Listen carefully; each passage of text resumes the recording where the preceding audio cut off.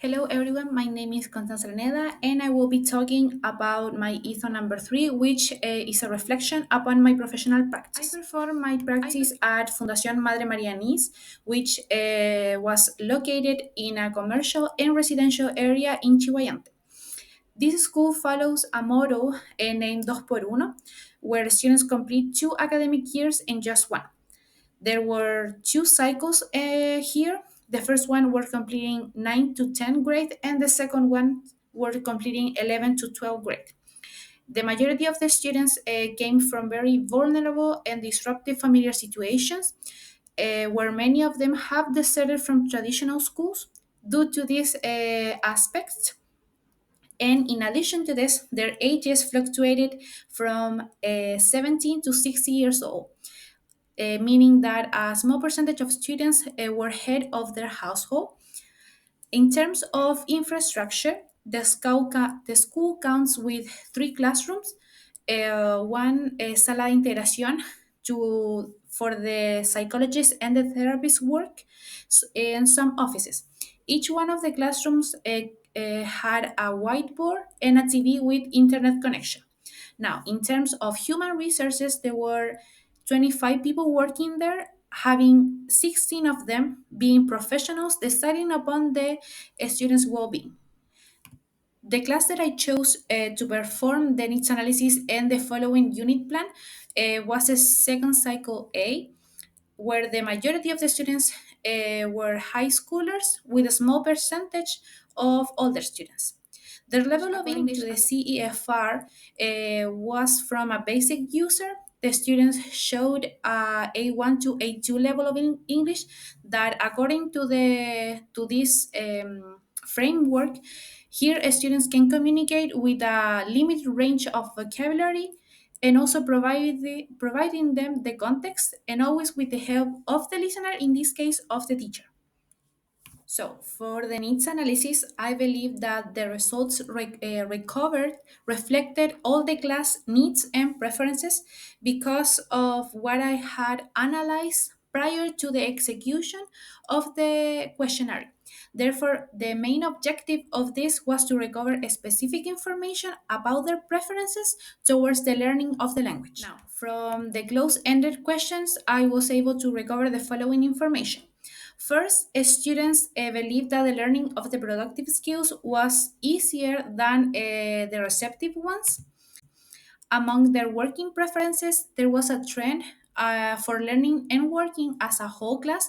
The reason because of this, students were accustomed to do it in the previous semesters, so it was familiar for them. There was no consensus among the use of their cell phone if their cell phone interfered in their learning. However, this was highly observed throughout the classes. Then the majority of the students strongly believe that learning English contributes to their academic and personal growth. However, they don't have many expectations after ending their year. And last, students expressed that they want to learn topics closer to them, which were sports, history, and social media. All of this information communicated me with the necessary data to implement the following unit plan. Now, for the alignment with the course objectives, the topic, according to the national curriculum, was past experiences and historical people and events. So each one of the lessons that I planned was aligned to this program objective and the students' needs that I recovered from the needs analysis. The needs analysis itself was a resourceful tool for the entire planification of this because the information that was provided was about the students' deficiencies and also their preference towards the learning of the language.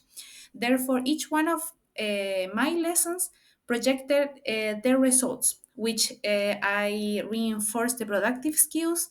I implemented different types of interaction, even though they only wanted to work as a whole.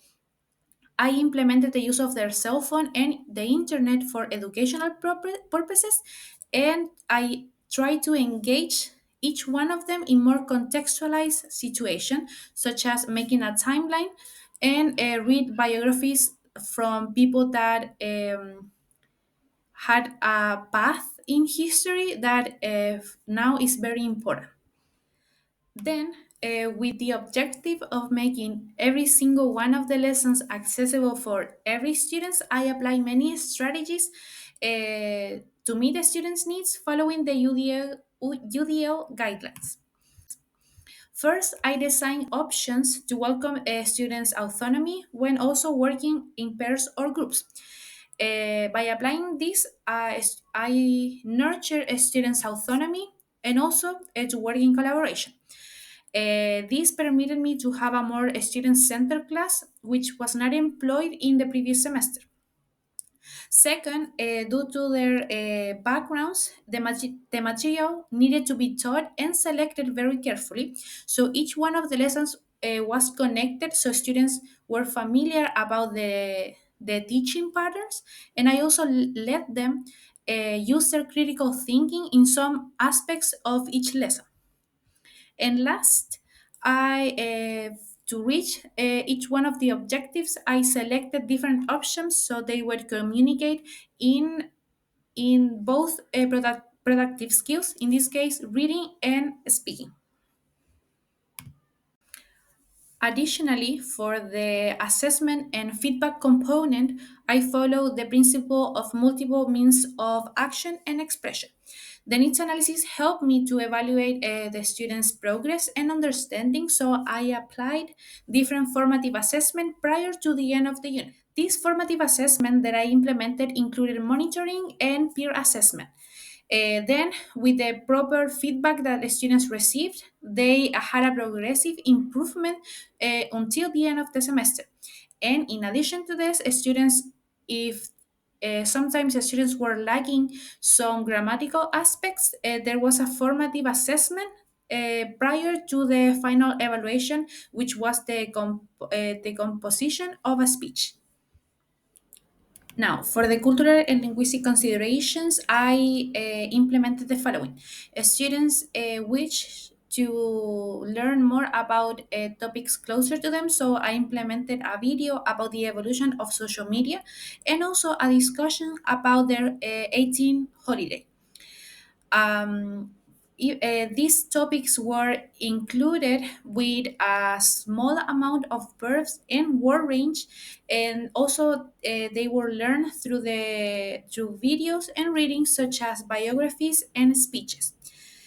Every single one of these aspects were make students to have a sense of ownership about their learning, as they were bringing their own experiences into the learning of the language. So, as a conclusion, after ending my professional practice, I believe that everything that I wanted to accomplish happened. I help students to have a more critical thinking throughout the lessons. I also make them use the language in a more successful way that I had observed in the first lessons. However, I believe that I need to make more adaptations for students with special needs. This with the help of the UDL guidelines, but also with the professionals in the school community. I also want to, I think that I need to implement more the elaboration of projects for students to give them the chance to have a more hands on their learning experience. And about my continuous improvement, I believe that classroom management is something that I always struggle with by setting rules. I think that is a very important aspect, but it's very difficult to do it from the middle of the semester, and which in this case it's how it happened. However, in the near future, when I'm a teacher, I want to set these rules from the start. I want to make students part of this process, so everything happens in a regular way, and students can be accustomed to this throughout the entire year. And I also, something that I learned throughout this practice because of the context, is the importance of being an active listener of your students.